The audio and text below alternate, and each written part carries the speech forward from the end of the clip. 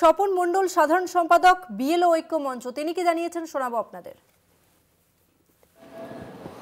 গত 15ই নভেম্বর আমরা যখন ভোট কর্মী ঐক্য মঞ্চ এবং বিএলও ঐক্য মঞ্চের পক্ষ থেকে সিইও মাননীয় মনোজ আগরওয়াল মহাশয়ের কাছে ডেপুটেশন দিতে গিয়েছিলাম, তখন আমরা বলেছিলাম যে এসআইআর এর কাজটাকে সুচারুভাবে করতে গেলে এবং সম্পূর্ণ নিখুঁতভাবে করতে গেলে প্রয়োজন সাপেক্ষে বা প্রয়োজন অনুযায়ী যদি মনে হয় যে সময় বাড়ানো দরকার, তাহলে কিন্তু 4 ডিসেম্বরের পরে আরও 1 সপ্তাহ সময় বাড়ানো দরকার।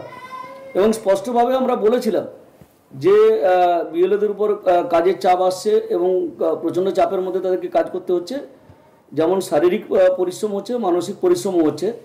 সেই জন্য একটুকু চাপটা কমানোর জন্য তাদের থেকে সময়টা একটু বাড়ানো দরকার। আজকে শুনলাম যে জাতীয় নির্বাচন কমিশন আমাদের রাজ্যের এসআইআর এর জন্য ফর্ম জমা নেওয়ার সময় 7 দিন বাড়িয়ে দিয়েছে, অর্থাৎ 11 তারিখ পর্যন্ত করেছে। এবং তার সাথে সাথে আমাদের যে খসড়া ভোটার তালিকা প্রকাশের সেটাও 7 দিন কিন্তু পিছিয়ে দেওয়া হয়েছে। আমাদের এই যে দাবি মেনে নেওয়া হলো, এই জন্য আমরা ইসিআইকে ধন্যবাদ জানাই। এতে কিন্তু অনেকটা নিখুঁত কাজ হবে বলে আমরা মনে করি। আমার নাম স্বপন মণ্ডল, সাধারণ সম্পাদক ভোট কর্মী ও বিএলও ঐক্য মঞ্চ।